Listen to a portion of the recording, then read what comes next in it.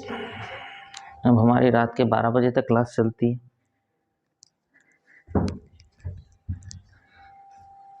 अच्छा, आपको किसी को पढ़ना हो तो आपको सर, तो घर के फैमिली वाले स्टूडेंट रहते हैं बाहर के? घर के नहीं, ऑफलाइन। घर के ही सब लोगों को पढ़ाते हैं। अच्छी बात है, सर आप ही पढ़ाते हैं या फिर बड़े सर? नहीं, बाहर से बुलाते हैं। मेरा कौन कौन पढ़ाएगा? हम ही तो पढ़ाएंगे, और कौन पढ़ाएगा? बड़े सर, और वो पब्लिक दुनिया को पढ़ाते हैं।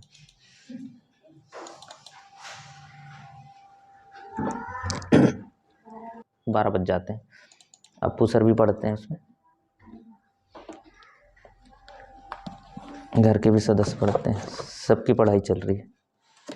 इसलिए आप लोग भी अपनी पढ़ाई में ध्यान दें। विशेषकर वो बताने का मकसद ये है कि ऐसा बिल्कुल ना सोचे कि सिर्फ आप ही पढ़ते हैं। आपके साथ साथ काफ़ी लोग ऐसे भी हैं जो डे नाइट से पढ़ते हैं, दिन रात एक साथ पढ़ते हैं, बिल्कुल जी तोड़ पढ़ते हैं, सब चीज़ करते हैं। मेरा एक स्टूडेंट से अभी उसकी ज्वाइनिंग होने वाली है, आपको बता दूं।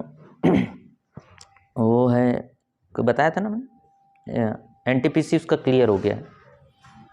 एनटीपीसी क्लियर हो गया है। और आप जितने स्टूडेंट्स हैं उन लोगों को बता दूं कि जिन लोगों ने भी अभी तो आप फर्स्ट सेमेस्टर में हो स्टूडेंट, सेकेंड सेमेस्टर में जब आपका कंप्लीट हो जाएगा तब डिप्लोमा का आवेदन होता है। डिप्लोमा का आवेदन जरूर करिएगा, है ना। सब बच्चों को बता देते हैं, आपको भी अभी से बता दे रहे हैं, अभी टाइम है आप लोग के लिए।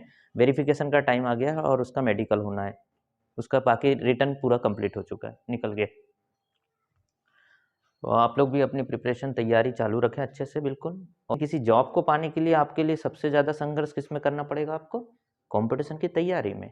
मतलब आपको हर विषय को बहुत अच्छे से स्टडी करना पड़ेगा। चाहे उसके लिए आप किसी भी तरीके से कर सकते, खुद भी स्वयं भी कर सकते हो, ऐसा कुछ नहीं है आप, ठीक है। लेकिन अपने वक्त को जो है ऐसा ज़ाया ना करना देना कि कोई आपका इस्तेमाल करे, वेस्ट करे आपका टाइम को, आपके टाइम को बर्बाद करे, है ना। आप इधर ही जा रहे हैं, उधर जा रहे हैं, उसमें आपका टाइम जो वेस्ट हो रहा है उस पर बिल्कुल ध्यान रखें कि ये सब चीज़ें पे ना जाए, ठीक है। ज़्यादा समय आपका स्टडी में जाएगा। यह होता है कि सेंटर जब होता है तो वहाँ पर आपके साथ एकजुट होकर पढ़ाई होती है, तो उसका एक कॉन्सेप्ट अच्छा क्लियर हो जाता है। और जहाँ पर आपको गाइडेंस मिल जाता है, जहाँ आप लंबी दूरी तय करना चाह रहे हैं, तो वहाँ पर आपको शॉर्टकट ट्रिक्स जो है, शॉर्टकट तरीके बता दिए जाते हैं। पर ऐसा नहीं है कि आप उसके लिए कि घर में आपकी पढ़ाई नहीं हो सकती। ये क्या होता है, घर में माहौल की दिक्कत होती है। क्या होता है कि आपको थोड़े थोड़े देर में कब कोई ना कोई काम के लिए बुला लेते हैं। जैसे अभी आप यहाँ आ गए हो तो आपको घर में कितना भी बड़ा काम आ जाए, समझ, पड़ोसी की आग लग जाए, तुम नहीं जाओगे, नहीं जाओगे ना घर, नहीं, यहाँ से कहाँ जाओगी? हम यहाँ से बात कर रहे, तुम यहाँ आ गई। वहां तो तुम अगर जाओगे तो जब तक पता लगेगा तब तक थोड़ी जाओगी तुम, हैं। मोहल्ले में जेसीबी भी आती है ना, समझ रहे हो, गड्ढा खोदने वाली, तो वहां पर भी लोग आधा घंटे तक खड़े हो जाते हैं। कितना गड्ढा खोद रही, इतना फुर्सदिया है हमारा भारत का लोग, और खासकर स्टूडेंट, है ना। मोहल्ले में अगर जेसीबी आई है, किसी के यहाँ कुछ काम हो रहा है, नाली खुद रही है, उसी में पंचायती करने पहुंच जाएंगे कि नाली का ऐसा मुंह होना चाहिए था, वैसा होना चाहिए। क्या करना है, नाली किधर भी जाए, टाइम पास करना है। और वही है वजह जिसके वजह से सफलता नहीं मिलती स्टूडेंट को। तुम देखो, सोशल वर्क ज़्यादा मत किया करना तुम। चलिए आग बुझाने, पता लगे और आग लगा दे तुम।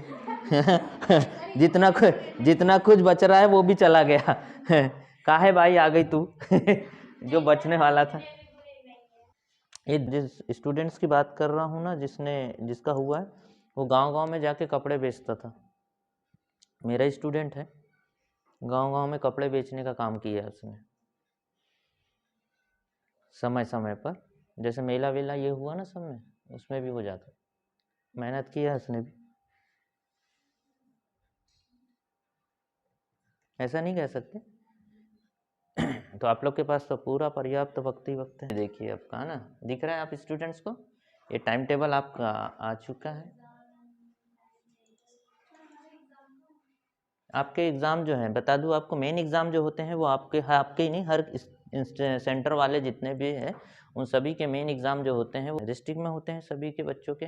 आपके वो आपका एडमिट कार्ड में बताया जाएगा कि कहाँ पर होगा आपका सेंटर, ठीक है, लेकिन डिस्ट्रिक्ट में ही होता है। और साथ ही साथ आप लोगों का प्रैक्टिकल एग्ज़ाम जो है वो होता है सेंटरों में। जितने भी इंस्टीट्यूट वाले हैं, सेंटर वाले हैं, उन लोगों के स्टूडेंट्स के जितने भी हैं उन लोगों के प्रैक्टिकल एग्ज़ाम सेंटर को ही अप्रूवल रहता है। लेकिन उसमें जो है बाहर से जो है एक्सटर्नल आते हैं, बाहर से जो है अधिकारी लोग आते हैं, वो ही जो है आपका वाइवा लेते हैं, प्रैक्टिकल दे करते हैं, वो सब चीज़ें होती है आपके साथ, ठीक है। तो प्रैक्टिकल के समय ये सब चीज़ होगा, ठीक।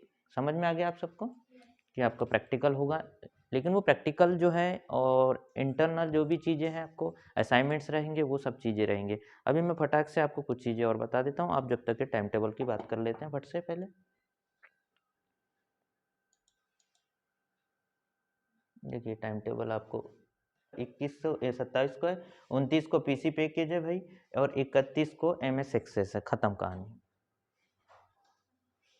पीजीडीसी का 27 को है फंडामेंटल ऑफ कंप्यूटर है, 27, 29 को है पीसी पैकेज, 31 को है एमएस एक्सेस, और 3 तारीख को है मल्टीमीडिया। डीसी सेकेंड सेमेस्टर का भी 28 को है, फिर 30 को है आईटी है, उनका आईटी ट्रेड है, 30 तारीख को इंटरनेट एंड ई कॉमर्स है। एक कैसे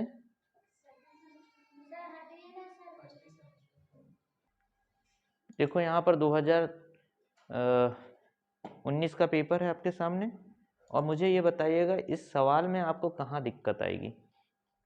देखिए 2019 का पेपर आपके सामने रखा हूँ, डीसी पीजीडीसी सेम ही समझ लीजिएगा पेपर को, कोई इतना दिक्कत नहीं आएगा आपको, पेपर में क्वेश्चन का वही रहता है। देखिए यहाँ पर अब ध्यान से समझिएगा, क्यों इसलिए बता दूँ आपको कि यूनिट कितनी दी रहती है, 5 यूनिट है स्टूडेंट, कितनी यूनिट है आपकी, डीसी बोलो पीजीडीसी बोलो, यूनिट कितनी आएगी, 5 यूनिट आएगी आपके सामने। और 5 यूनिट के हिसाब से आपको डिवाइड जो हुआ है वो होगा 80 नंबर का पेपर है, ठीक है। पास होने के लिए कितने नंबर लाना है आपको, 32। याद रखिएगा 32 नंबर लाने के लिए आपको कितनी मेहनत करनी पड़ेगी भाई। 5 यूनिट अगर आप कंप्लीट करते हो तो आप देखो कि आपका एक क्वेश्चन जो दिख रहा है यहाँ पर दिख रहा है, जिसमें लिखा हुआ है फर्स्ट यूनिट दिख रहा है आपको, इसमें आपको दिया एनालॉग कंप्यूटर, डिजिटल कंप्यूटर और हाइब्रिड कंप्यूटर के बीच में अंतर कीजिए। ये एक क्वेश्चन दिया है 2019 का, ऐसे क्वेश्चन है।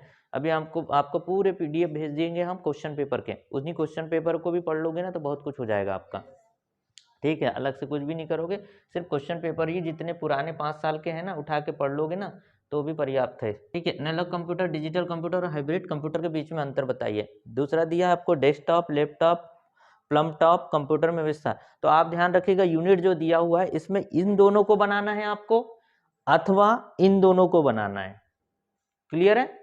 इन दोनों को बनाना है अथवा इन दोनों को बनाना है, ये नहीं कि इसका एक बनाओ और इसका एक बनाओ। तो इसका एक बनाए इसका एक बनाए तो एक ही का नंबर मिलेगा, एक का नंबर नहीं मिलेगा।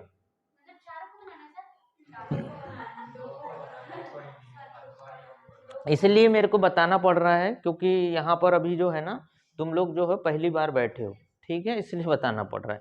नहीं तो वहाँ तुम जो है ना करके आ जाओ उठपटांग टाइप का, ठीक है, और फेल होके आके बताओ कि हम फेल हो गए सर, ठीक है।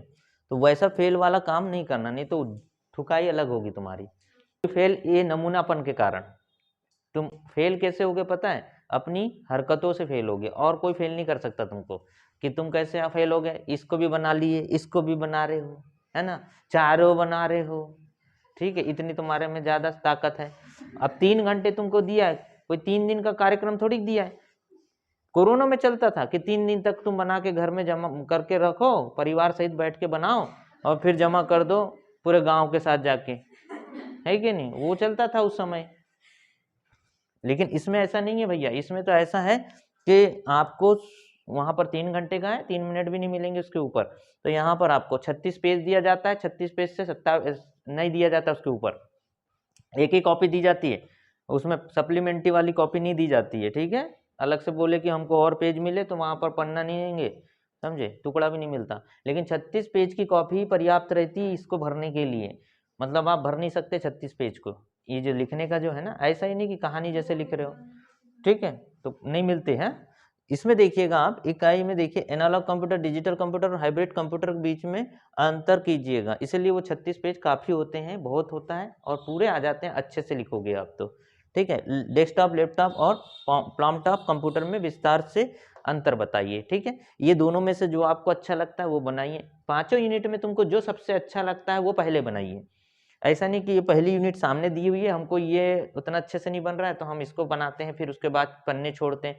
पन्ने बिल्कुल बीच में ना छोड़े, किसी भी एग्जाम में पन्ने बीच में नहीं छोड़े जाते हैं, आप ध्यान रखिएगा। पन्ने छोड़ने का मतलब है आप अपने नुकसान कर सकते हो। क्यों? कि हो सकता है जांचने वाला वो जो आपने बीच में 2-3 पन्ने या 1-2 पन्ने छोड़ दियो तो उसके बाद वो जांचेच ना, हो सकता है वो हो सकता है खत्म हो गया करके ये, और पता लग रहा है आपने उसके आगे बहुत सारा लिख चुके हो, लेकिन उसका ध्यान नहीं जा पाया होगा और आपने उसमें नंबर कहाँ से नंबर देगा, क्योंकि आपने बीच में। तो कभी भी अगर मान लो गलती से वो एक पेज छूट गया है, बाय डिफॉल्ट अगर गलती से आपका वो पेज, तो उसको एनी हाउ कैसे भी कुछ भी भर दो, उसको फुल फिल करो, समझे? छोड़ो मत, पन्ने बिल्कुल नहीं छूटना चाहिए। आपका 4 लाइन तो लिखी हुई हो, 5 लाइन लिखी हो, सेकंड पेज पर भी 4-5 लाइन लिखी हो, मतलब कंटिन्यूटी दिखना चाहिए। समझ रहे हो आप लोग को? क्लियर हो रहा है कि आपकी कंटिन्यू पेज बिल्कुल नहीं, चाहे वो कॉलेज की एग्जाम हो, चाहे आपकी किसी भी एग्जाम की XYZ कोई भी हो, आपकी DCA PGDC कॉलेज कोई भी, सबकी बता रहा हूं आपको कि कहां पर क्या कैसे करते हैं आप। दूसरा चीज, बिना डायग्राम के कोई भी सवाल को मत करिए। डायग्राम आपको अगर बन रहा है और आपके जहन में आ रहा है तो वो बहुत ज्यादा इम्पैक्ट करता है सामने वाले जांचने वाले के ऊपर। ठीक है, क्योंकि डायग्राम देख के वो समझ जाएगा कि भाई ये तो है कि ये विजिट किया है। भाई किसी चीज को आपने देखे हो तभी तो डायग्राम बना रहे हो, इसका मतलब है कि आपने देखे हो। ऐसा नहीं कि कहानी किस्सा पढ़ के आप कंप्यूटर का चित्र बना रहे हो, इसका मतलब क्या है कि कंप्यूटर आपने देखे हो। बिना देखे आप कैसे बना लोगे? नहीं बना सकते। इसका मतलब आपने देखे हो। आपने एक्सेल सीट बनाए, एक्सेल सीट बनाए, इसका मतलब क्या हुआ? इसका मतलब वो बच्चा जो है एक्सेल सीट में काम किया होगा तभी तो बना रहा है ना? ये वर्ड का आपने वर्ड का एक विंडो बनाए, वर्ड का विंडो बनाने का मतलब क्या है? वो बच्चा बता रहा है किसको? सर को, कि भाई मैं वर्ड के में काम किया हुआ हूं, तो उसको प्रैक्टिकली कहते हैं। आप प्रैक्टिकली कैसे बता सकते हो? एक डायग्राम के रूप में बता सकते हो भाई, है ना? मतलब किसी की तस्वीर देखे हो आपने, फोटो देखे हो, या फिर आपने उसको साक्षात मिले हो, तभी तो उसका डायग्राम बना सकते हो आप। ऐसे थोड़ी बना लोगे कुछ भी, नहीं बना सकते ना। तो वही चीजों को समझे आप, और हर क्वेश्चन में आप हो सके तो डायग्राम जरूर बनाए, है ना? एक छोटे छोटे, और डायग्राम के लिए ज्यादा वक्त ना ले, फटाफट फटाफट बना ले। कोई डिजाइनिंग नहीं करना है, कोई उनकी पेंटिंग डेंटिंग नहीं करना है, बस फटाक से अपना लिए और शुरू हो गए। क्लियर है? आपको समझ में आ रहा है इतनी चीजें, है ना? तो ये हो गए हमारे किस चीज के लिए, ये 2 क्वेश्चन। ये 2 क्वेश्चन बनाइए, या फिर अथवा में 2 क्वेश्चन है। यहाँ पर जो क्वेश्चन दिया है डेस्कटॉप लैपटॉप प्लॉमटॉप, तो डेस्कटॉप मतलब जो डेस्क के ऊपर है वो डेस्कटॉप है, लैपटॉप जो दिख रहा है वो लैपटॉप है। इसके अलावा प्लॉमटॉप मतलब हथेली के ऊपर जो रहता है उसको प्लम टॉप कहा जाता है। प्लम मतलब हथेली होता है, उसके ऊपर जो रखा है उसको टॉप कह रहे हैं। ठीक है, तो प्लम। जैसे कि ये इसमें अथवा और वो प्रश्न दिया, तो इन दोनों के दो दो प्रश्न बनाने हैं कि जैसे इसमें ये 8 नंबर का है, ये 8 नंबर का है, समझ गए दीदी? ठीक है, ये 8-8 नंबर का है, तो 8 नंबर का इसको है 8 नंबर, मतलब टोटल एक यूनिट में कितने नंबर मिलते हैं? 16 नंबर का। 16 नंबर का, 16 पंचे 80। टोटल पेपर कितने नंबर का है? 80 नंबर का है। ठीक है, 80 नंबर का आपका पेपर है। 80 नंबर में फिर उसके बाद 20 नंबर जो है वो आपके इंटरनल के कहलाते हैं। ठीक है, और 15-25 नंबर जो आते हैं वो आपके काय के रहते हैं? प्रैक्टिकल के रहते हैं। तो 2 सब्जेक्ट में प्रैक्टिकल रहता है, 3 सब्जेक्ट में इंटरनल रहते हैं, और आपका इसमें प्रैक्टिकल नहीं रहेगा। 2 सब्जेक्ट का प्रैक्टिकल रहता है, यहाँ पर समझिएगा। लेकिन इंटरनल जो रहेंगे वो आपके वो सब चीज आपके परफॉर्मेंस किस पर डिसाइड करेगा? वो आपका प्रैक्टिकली एग्जाम में जब आप करेंगे तब आपके उस पर आपके डिसाइड रहेंगे कि कितने आपके मार्क्स बनेंगे। इसके अलावा आपका जो असाइनमेंट्स रहेंगे वो सब चीजें रहेंगी, उस पर भी रहेंगे आपके नंबर। आपके सबके परफॉर्मेंस पर डिपेंड करता है। ठीक है, वो हो गया आपके उस विषय पर बात करें। आपका मेन जो है वो बात करें तो पेपर की बात कर रहे हैं जो आप एग्जाम हॉल में देने के लिए जाएंगे। तो उसमें आपको ये या ये इन दोनों को करना है, या फिर अथवा में इन दोनों को। इसमें दिया है आपको सहायक स्मृति क्या कहते हैं, मतलब क्या चाहिए? हिंदी नहीं बनती ना तो इंग्लिश में पढ़ना। ठीक है, हिंदी नहीं समझ में आती, सहायक स्मृति क्या है, स्मृति क्या है, कौन कौन सी होती है? Secondary memory. सेकेंडरी मेमोरी कौन है बताएगा फटाक से, नहीं तो बाकी लोग कूटेंगे हम। ला रे डंडा। हाँ हाँ, तो रेम रोम कौन ने बोला? गधो, प्राइमरी है ना वो तो प्राइमरी। यहाँ सहायक, सहायक का मतलब क्या होता है? सेकेंडरी, है कि नहीं? जो जैसे कोई एक कैप्टन होता है ना, वो उसके सपोर्ट में जो खड़े रहते हैं वो क्या रहते हैं? सहायक, है कि नहीं? सपोर्टर्स कहते हैं उनको, सहायक कहते हैं वो, है ना? जैसे रोजगार सहायक रोजगार सहायक क्या है? सपोर्ट में किसके? सचिव के। सचिव के सपोर्ट में किसको दिया गया है? रोजगार सहायक। वैसे मेमोरी जो होती है दो प्रकार की होती है, प्राइमरी और सेकेंडरी। प्राइमरी क्या हो गई आपकी? वो हो गई रैम रोम हो गया, और कैच। तीन मेमोरी होती ना, रैम रोम और कैश मेमोरी। कैश मेमोरी जिसको कहा जाता है। और यहाँ पर आपकी क्या है? हार्ड डिस्क होती है, आपका एसएसडी होता है, आपका सीडी होती है, आपका डीवीडी होती है आपका, और पेन ड्राइव होता है आपका, होता है। ये सब क्या कहलाती है आपकी? Secondary storage device. ठीक है, तो सेकेंडरी स्टोरेज डिवाइस और प्राइमरी को याद रखिएगा, उसके बारे में छाप दीजिएगा पूरा का पूरा। स्मृति और पदानुक्रम आरेख दीजिए। ये देखो मेमोरी के बारे में लिखना है डायग्राम बनाते हुए। ठीक है, जैसे डायग्राम मैंने अभी बताया आपको कि भाई मेमोरी है, उसको दो भागों में बांटा गया, प्राइमरी और सेकेंडरी। उसके बारे में थोड़ा थोड़ा बता दीजिएगा, थोड़ी सी डिजाइन बना दीजिएगा। मेमोरी तो देखे हो आपने, रैम को देखे हो ना कैसी होती है, इस टाइप की ऐसी बनी हुई, इसी टाइप की जीप टाइप कैसे बना दीजिए। ये रैम है करके ऐसा, ये रैम बन गई। हाँ ठीक है, गूगल में सर्च मार के भी देख सकते हो, ऐसी भी है। ठीक है, दिमाग चलाओ। तुम्हारे पास तो हथियार दे दिया गया, उसका उपयोग नहीं करते तुम लोग, जेब में रख के घूमते हो। हाँ, उसका इस्तेमाल करना सीखो थोड़ा सा। देखिए देखिए 8 नंबर 8 दूनी 16, समझे? अब यहाँ पर कौन सा सवाल आपको अच्छा लग रहा है बनाने के लिए, बताओ कौन सा बनाओगे? कुछ लोग ऊपर वाला बनाएंगे, कुछ लोग नीचे वाला बनाएंगे, जो अच्छा लगता है वो बनाइएगा। अब मुझे बताइए आप में से सभी स्टूडेंट, क्या यहाँ पर आपको 8 में से 4 नंबर नहीं मिल सकते क्या? देखो 50% का भी मार्जिन लेके चलते हैं अपन, तो समझिएगा 50%, यहाँ से 8, यहाँ पर भी 50% लेके मार्जिन चलते हैं, मतलब 8 नंबर निकल रहे हैं हमारे। ये नंबर कितना है स्टूडेंट? 16 नंबर का पेपर है। हम इसमें मार्जिन लेके चल रहे हैं कि भाई एक स्टूडेंट जो है, जो धीरे मतलब जो पढ़ा भी नहीं है, वो अगर मार्जिन लेके चल रहा है, या फिर क्लास लगाया है लेकिन समझ में नहीं आया, या फिर हो सकता है एग्जाम हॉल में उसको उतने बेहतर तरीके से नहीं लिख पा रहा है, तो क्या 8 नंबर नहीं ला सकता वो बच्चा? तो ला सकता है। तो 8 नंबर लाया, 5 यूनिट है स्टूडेंट, 5 यूनिट में कितना हो जाएगा? 8 पंचे 40। पास होने की रिक्वायरमेंट कितनी है? 32। क्या उसके नंबर 40 नहीं आ सकते क्या? तो अपने दिमाग से भय निकालो पहले कि एग्जाम में पास होंगे या नहीं होंगे। समझ रहे? आराम से होते हो। सिर्फ शर्त यह है कि आप पूरी यूनिट को कंप्लीट करके आए, यूनिट ना छोड़ें, अध्याय ना छोड़े, इस बात को ध्यान रखें। अध्याय छोड़ोगे तो तकलीफ में आओगे। आप अध्याय बिल्कुल ना छोड़े, आप टोटल पूरे अध्याय। और मैं 50% का मार्जिन लेके चल रहा हूँ आपके साथ, कि यदि आप 50 और इससे अच्छे बना लेते हो तो उससे और कोई बात ही नहीं है, फिर तो बोनस ही ने बोनस लेके आ गए। मतलब आप इससे ऊपर नंबर जितने अच्छे आ रहे हैं उतना आपका लगभग 80-85 और बच्चे 90% तक बनाते हैं।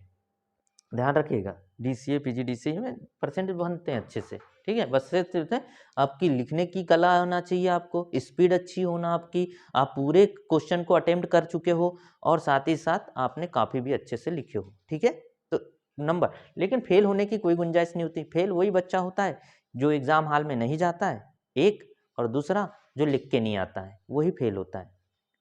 समझे? बाकी और कोई फेल होते ही नहीं है। अब एग्जाम हॉल में तुम गए हो लेकिन लिखे कुछ नहीं हो, तो कहाँ से पास हो गए? दूसरा चीज, आप एग्जाम हॉल गए ही नहीं हो तो फेल होना ही है। और फेल होते भी नहीं है, डीसीए में बता दूं, बैक आती है। ठीक है, किसी कारणवश आपकी तबीयत या कुछ हो गया, या किसी कारणवश आप पेपर नहीं दे पाए, तो आपको बैक आती है। आप सेकेंड सेमेस्टर में उसका पेपर दे लेते हो, फिर आपको पेपर ज़्यादा देने पड़ते हैं। आप एग्ज़ाम फॉर्म भर लेते हो, एग्ज़ाम फॉर्म भर के आप सेकेंड सेमेस्टर में पुनः दे सकते हो। लेकिन ऐसी नौबत क्यों लाए अपन? क्योंकि दोबारा फिर पढ़ना पड़ेगा, फिर उसके बाद उसके लिए अलग समय निकाल के पेपर देना, इसलिए एक बार में निकल जाए, फिर आगे का काम बढ़ाओ, तो वो ज़्यादा अच्छा रहता है, आसान तरीका। लेकिन फिर भी आपको बता दिया कि आपका फेल नहीं होते हैं। आप तीनों के तीनों पेपर भी नहीं देंगे आप, या तीनों पेपर में भी आप मान लो रुक गया आपका, तो आप सेकेंड सेमेस्टर में 6 दे सकते हो, 6 एक साथ दे सकते हैं आप। सिर्फ एग्जाम फॉर्म की फीस पेड करनी पड़ती है, उसके बाद आपका पुराना और नया पेपर दोनों मिला के आपका है। फिर अगर मान लो फिर आप लुढ़क लड़क गए, तो फिर आप 6 महीने बाद फिर दे सकते हो। तो वक्त क्यों जायज जाए, हम पहली बार में निकाल लें, है कि नहीं? बार बार काहे का पेपर देने के लिए अपन समय निकाल के जाएं अलग से, है कि नहीं? तो एक बार में निकल जाए, और निकले भी तो बेहतर अच्छे नंबरों से निकले, अच्छे नंबर आ सकें। इन सब चीज़ को समझते हुए आप लोगों के सामने ये क्वेश्चन पेपर लाया हूँ। और क्वेश्चन पेपर को इसलिए, ये पुराना क्वेश्चन पेपर है, पेपर ऐसे ही चाहेगा आपका, समझ लीजिएगा। ठीक है, एग्जाम हॉल में आपको 80 नंबर ही मिलेंगे, जहाँ पर आपको पेपर देना है, और 3 घंटे ही मिलेंगे सबको, 3 घंटे में ही करना है। इसके अलावा मैं OMR सीट कैसे फ्रंट वाली भरते हैं वो भी सब चीज़ समझा दूंगा आपको 1-2 दिन बाद ही क्लास में, ठीक है। आप लोग वैसे भी उस सब चीज़ों को समझते, जल्दी करने का थोड़ा सा आदत डालिएगा, ठीक है, एग्जाम हॉल में। ठीक, ये समझ गए ये पहला क्वेश्चन के बारे में। आपको जो क्वेश्चन अच्छा लगता है वो, अभी आपको फंडामेंटल का पेपर सामने रख रहा हूँ, आप बिल्कुल सही में यहाँ पर भी बैठे बैठे अभी वर्तमान में आप 40 से ऊपर नंबर बिना उसके ला सकते हो, कुछ भी नहीं। अगर मैं आपको यही पेपर उठा के अभी दे दूं आपको, तो आप इसमें 40 नंबर तो ला ही लोगे, ये आपके में अभी कैपेसिटी है, ठीक है। पेपर कैसा आएगा, आप पूरी तरीके से अभी से प्रिपेयर हो गए, आपका मन से भय निकाल रहा हूँ और कुछ नहीं, ठीक। यूनिट दूसरा है, ठीक है, यूनिट दूसरे के बारे में देखिए विभिन्न, और ये हर किसी को पेपर में ध्यान रखिएगा, ठीक है। डर के मारे कोई भी पेपर नहीं दिए जाते, समझे, डरते हैं काफ़ी स्टूडेंट। एग्जाम होती है, एग्जाम का डर हर किसी को होता है, कोई भी हो, कितना भी पढ़ा क्यों ना हो, कितना भी टॉपर क्यों ना हो, एग्जाम ही कहलाती है, ठीक है। चाहे वो किसी भी विषय की हो, किसी भी सब्जेक्ट की हो, क्लास 1 के बच्चे को भी डर लगता है एग्जाम के नाम से, ठीक है। और PhD भी जो करता है ना, वो बच्चे को भी डर लगता है एग्जाम के नाम से। तो परीक्षा है ना, वो परीक्षा, ठीक है, दूसरे की इच्छा पर है, हाँ, इसलिए डर लगा रहता है आदमी को। लेकिन वो डर को थोड़ा सा अपने ऊपर हावी मत होने दो। इकाई दूसरी की बात करा, विभिन्न देखिएगा परिश्रित डिवाइजर क्या है। अब इसमें दिक्कत ये होती है, ये इसको क्या बोला जाता है हिंदी में, है ना, हिंदी में समझ में नहीं आएगा। इंग्लिश पढ़ो, क्या है, what are various peripheral, peripheral पढ़े हैं, क्या है पेरिफेरल, बताओ फट से। हाँ, वेरी गुड, क्या है, इनपुट आउटपुट कौन कौन सी है,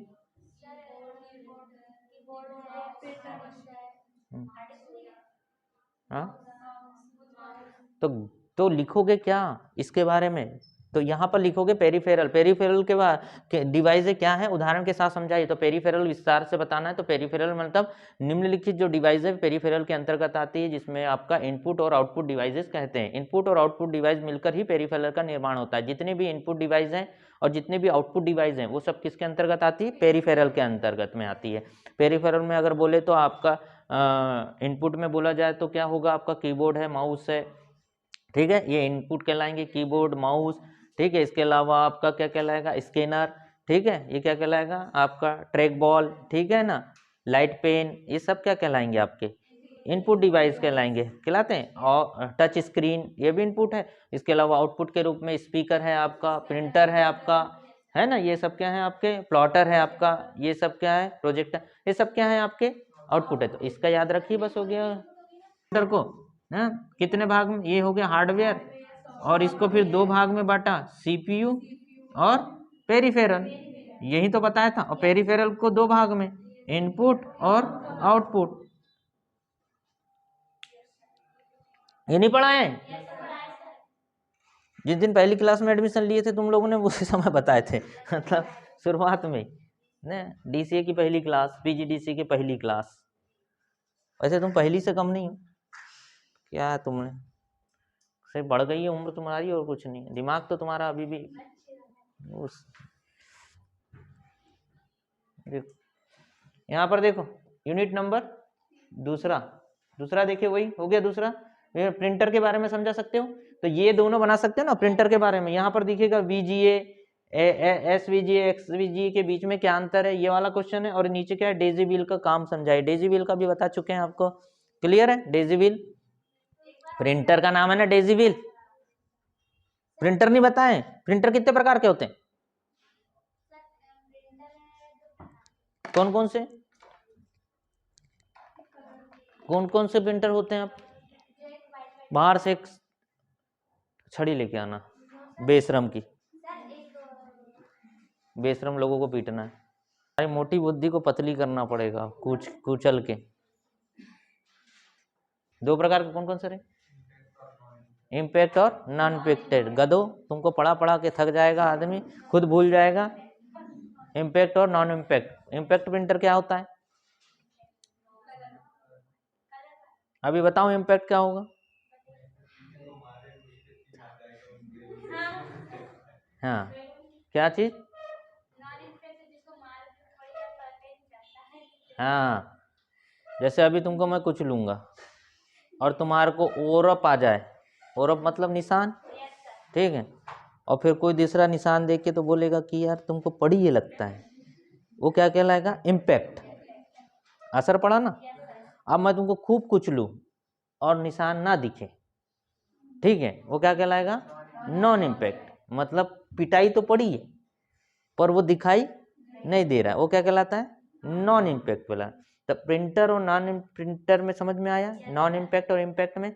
तो नॉन इम्पैक्ट प्रिंटर में कौन कौन से आते हैं और इम्पैक्ट में कौन से आते हैं? तो इम्पैक्ट मतलब जिस पर असर पड़ा है और दिखाई भी दे रहा है ऐसा कि असर है। तो जैसे आपका क्या हो गया? Dot matrix printer, dot dot dot dot वाला, उस पर हेमर से पड़ता है। डॉट मैट्रिक्स प्रिंटर ऐसा सर कर करता है। इसके बाद डेजी व्हील प्रिंटर, ठीक है, उसमें भी हेमर जैसा पड़ता है असर। तो जिसलिए वो क्या कहलाते हैं? सब कौन सा प्रिंटर कहलाते हैं? वो आपका इम्पैक्ट प्रिंटर। इम्पैक्ट प्रिंटर वो प्रिंटर होते हैं जिसमें असर पड़ता है। जैसे अभी हमने बताया ना आपको, अगर हमने आपको मारे और निशान बन गया तो क्या कहलाएगा? इम्पैक्ट पड़ा। और मारे आपको और निशान नहीं पड़ा, लेकिन मारे तो पर निशान दिखाई नहीं दे रहा है, तो वो क्या कहलाएगा? Non impact. अब जैसे नॉन इम्पैक्ट में आपका लेजर प्रिंटर, इंकजेट प्रिंटर, ठीक है, ये क्या कहलाएंगे? Non impact. मतलब इसमें क्या हो रहा है? पढ़ तो रही है लेकिन दिखाई नहीं दे रहा, वो लेजर किरणों की वजह से, ठीक है, उससे क्या है? आपको दिखा नहीं दे रहा है। और इंकजेट प्रिंटर में भी आपको इंक से प्रिंट तो निकलता है ना, लेकिन उसमें हेमर से कोई हिट नहीं होता, ठीक है, जिससे उस पर निशान नहीं पड़ते, ठीक है। क्लियर है आप लोग को? आप लोगों ने टाइपराइटर देखे हो? टाइपराइटर देखे हो? टाइपराइटर डंकन वाला देखे हो ना? तो उसमें हेमर लगा हुआ रहता है और पेपर पर हिट करता है। आप कोर्ट गए होगे, है ना? कोर्ट नहीं गए? अरे कोर्ट जरूरी थोड़ी क्या कि कुछ करनी करके जाओ तब कोर्ट जाओगे तुम, वहां पर अदालत जाओ, किसी को 2-4 झापड़ मारो और जाओ वहां पर, थाने जाओ, थाने वाले फिर कोर्ट लेके जाएंगे तुमको फिर देख के आ जाना। और क्या? अरे कोर्ट में जहाँ नोटरी वोटरी करने के लिए बैठे रहते हैं ना वो लोग, तो वो लोगों को देखे हो कि नहीं? वो लोग प्रिंटर के उपयोग, उसका उपयोग करते हैं, टाइपराइटर। हाँ,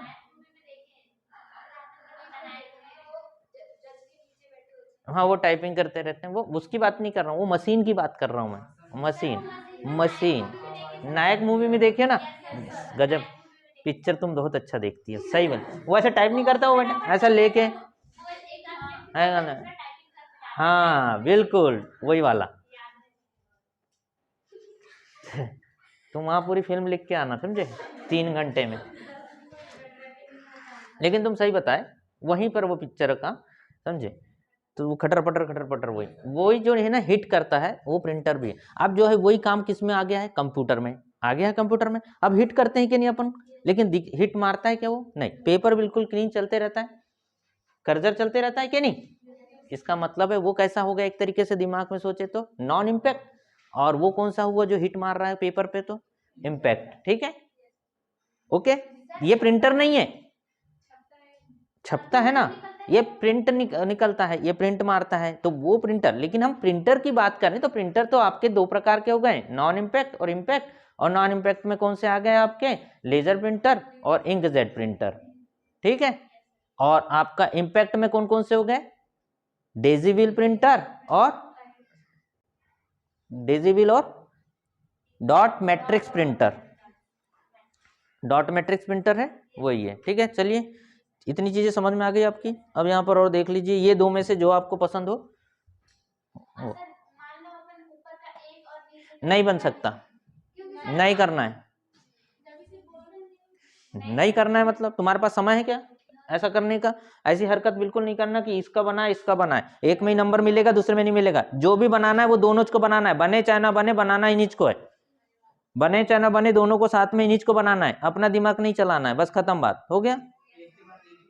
हाँ, एक बनाए जरूरी नहीं कि दोबारा दूसरा भी उसी समय बनाए, ऐसा नहीं है। यूनिट नंबर डाल के आप एक क्वेश्चन हल करके दूसरा क्वेश्चन बाद में भी हल कर सकते हो आप, लेकिन क्वेश्चन आपका वही का होना चाहिए। जैसे आपने डाले तो यूनिट नंबर 3 लिखे, क्या लिखे? यूनिट नंबर 3 क्वेश्चन नंबर 3 उसका ए ऐसा करके लिखे, उसके बाद क्या लिखोगे? अगर इसको लिख लिए, इसके बाद ये नहीं बनाना है अपने को, दूसरा बनाना है तो दूसरा भी लिख लिए, यूनिट नंबर ये फलाना क्वेश्चन, उसके बाद इसको डाल दिए तीसरा।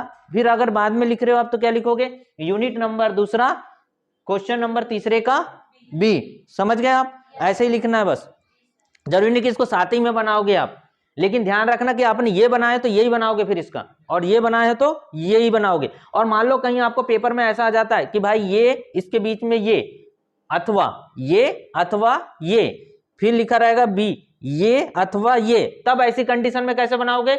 एक ऊपर वाला एक नीचे वाला। डिपेंड क्या करेगा? अथवा कहां दिया हुआ है इसको ध्यान से समझोगे, है ना, पगलटपन नहीं करोगे, समझे? नहीं तो समझा कहीं क्लियर हो तुमको? कभी दिए नहीं। काफी स्टूडेंट तो बेचारे मुंह उठा के वैसे ही पहुंच जाएंगे।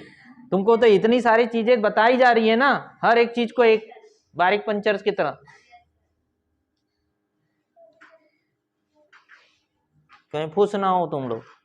ये देखो बिटवीन कंपाइलर इंटरप्रीटर वाला सवाल दिख रहा है। कंपाइलर इंटर मतलब पूरा, ये देखो हिंदी में समझ में नहीं आएगा, इंग्लिश में समझ में आएगा। हिंदी पढ़ के छोड़ के मत आ जाना, इंग्लिश भी पढ़ लेना, ठीक है। प्रणाली सॉफ्टवेयर और अनुप्रयोग सॉफ्टवेयर के बीच में अंतर बताइएगा, ठीक है। इसमें क्या आ रहा है? सिस्टम सॉफ्टवेयर और एप्लीकेशन। पता है सिस्टम सॉफ्टवेयर और एप्लीकेशन सॉफ्टवेयर क्या है ना? सॉफ्टवेयर किसे कहते हैं? सॉफ्टवेयर के बारे में पूरा छाप डालो, मोबाइल के सॉफ्टवेयर भी लिख दो।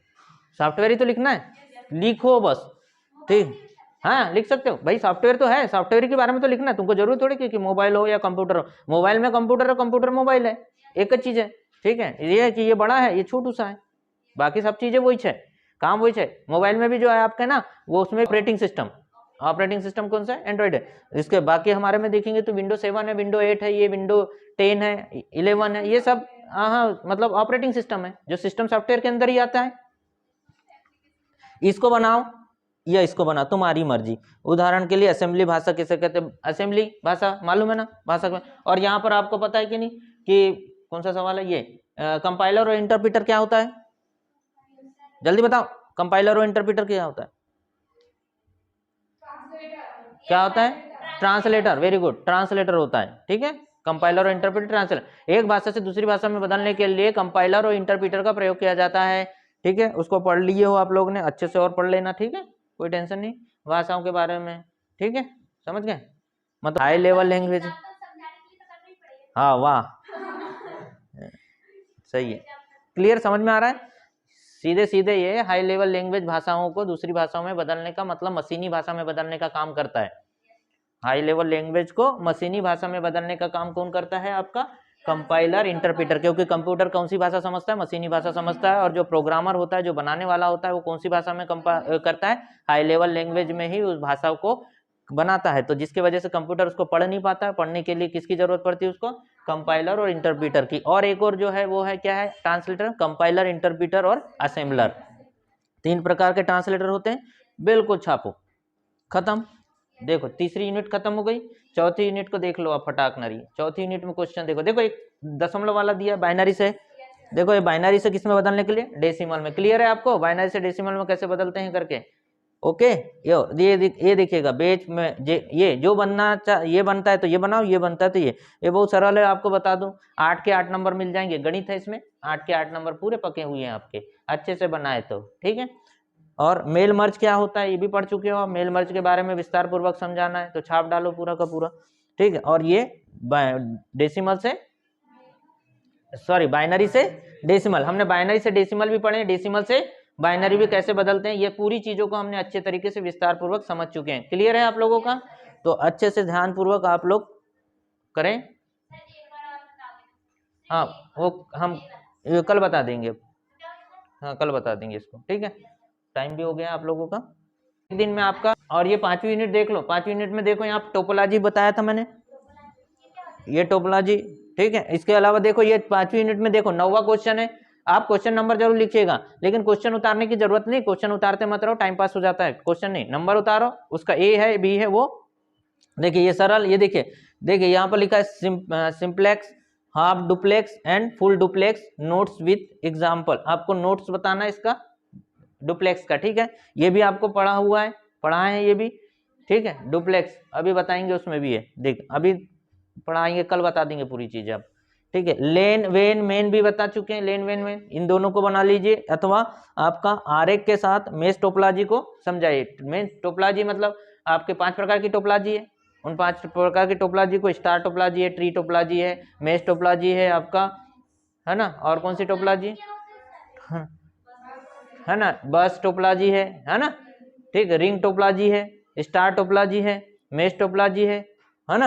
उन टोपोलॉजी के बारे में 5 टोपोलॉजी उसके बारे में विस्तार पूर्वक। और वायरस क्या है पता है ना, वायरस कौन है ना, वायरस क्या है कौन नहीं क्या है, हाँ वो वायरस के बारे में लिखना, कौन कौन से वायरस होते हैं। कोरोना के बारे में मत लिख देना, अरे वो वायरस नहीं है, कंप्यूटर के वायरसों के बारे में लिखना है, ठीक है, अपने वायरस के बारे में नहीं लिखना है। समझ गए इतना, ये 5, बाकी कल करते हैं, ठीक है। हमारे चैनल को सब्सक्राइब, लाइक और शेयर करना ना भूलें।